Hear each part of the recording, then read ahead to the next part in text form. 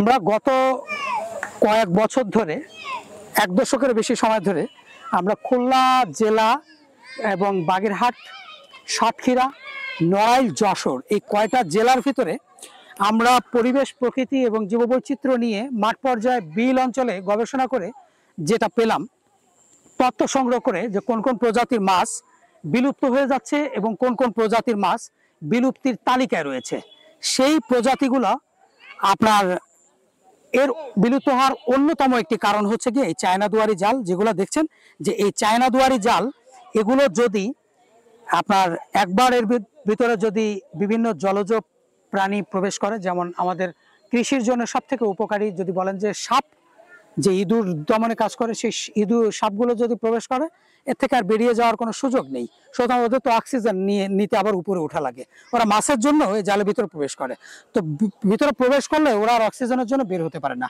ফলে ওরা কিন্তু মারা যায়। তো গত কয়েকদিন আগেও একটি পদ্ম গোখরো সাপ এই জালের ভিতর থেকে প্রচুর মৃত সাপ কিন্তু পাওয়া যায়। অর্থাৎ এই সাপগুলো না থাকলে কিন্তু আপনার কৃষি জীববৈচিত্র্যগুলো টিকিয়ে রাখা যাবে না। সুতরাং এই পর্যন্ত যতগুলো প্রাকৃতিক মাছ রয়েছে, প্রাকৃতিক মাছ বিলুপ্তির অন্যতম একটি কারণ হচ্ছে গিয়ে চায়না দুয়ারি জাল। এবং গবেষণা করে যতটুকু পাওয়া যাচ্ছে যে আগামী মাত্র 5 বছরের ভেতরেই বহু প্রজাতির প্রাকৃতিক মাছ আমাদের দেশ থেকে বিলুপ্ত হয়ে যাবে। তার অন্যতম একটি কারণ হচ্ছে কি এই চায়না দুয়ারি জালগুলো।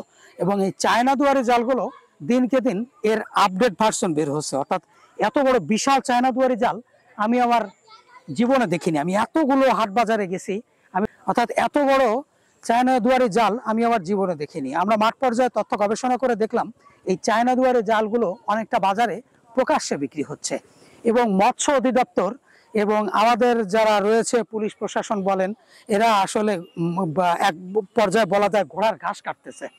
প্রশাসন যদি সক্রিয় থাকে, প্রশাসন যদি অ্যাক্টিভ থাকে, একটু মানবিক হয়, একটু যদি প্রশাসন একটু আন্তরিক হয়, তাহলে এদেশের চায়না দুয়ারি জাল এইভাবে প্রকাশ্যে চলা সম্ভব না। সুতরাং এইটা আমাদের দেশীয় প্রজাতির প্রাকৃতিক মাছ বিলুপ্তির জন্য আমি একমাত্র দায়ী করব আমাদের মৎস্য অধিদপ্তরকে, বাংলাদেশ মৎস্য অধিদপ্তর এবং আমাদের প্রশাসনকে, যারা প্রকাশ্যে এইভাবে মাঠের উপরে রয়েছে।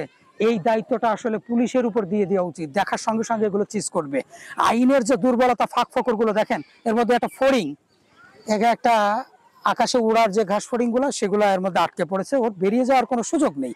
সুতরাং এর জন্য দায়ী করব আমি টোটাল আমাদের ম্যানেজমেন্ট, আমাদের সিস্টেমকে। এখানে নির্বাহী ম্যাজিস্ট্রেট, মৎস্য অধিদপ্তর ছাড়া এই জালগুলো কেউ উদ্ধার করে না। অর্থাৎ আমাদের আরো অনেকগুলো প্রশাসন রয়েছে, এখানে সংযুক্ত করতে হবে চেয়ারম্যান, এখানে রাজনৈতিক নেতৃবৃন্দদেরকে সচেতন হতে হবে, এখানে মেম্বার, এখানে রয়েছে আপনার গ্রাম পুলিশ। তাদের কাজটা কি? তাদের কাজই কিন্তু এইগুলো সংরক্ষণ করা, কিন্তু তাদের চোখের সামনে যে এই কাজগুলো ঘটতেছে তাদের কোনো ব্যবস্থাপনা নেই, তারা কোনো তথ্য দেয় না। মৎস্য অধিদপ্তরকে বা ফোনে জানাইলেও মৎস্য অধিদপ্তর আসে না। আপনার বিলগুলো এই জালে সেয়ে গেছে।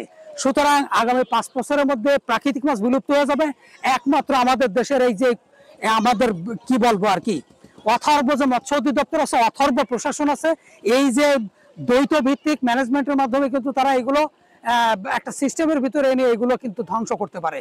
কিন্তু টোটাল আমাদের ব্যবস্থাপনার দুর্বলতার কারণে আজকে আমাদের প্রাকৃতিক মাছ আমাদের এই অঞ্চল থেকে, আমাদের বাংলাদেশ থেকে হারিয়ে যেতে বসেছে।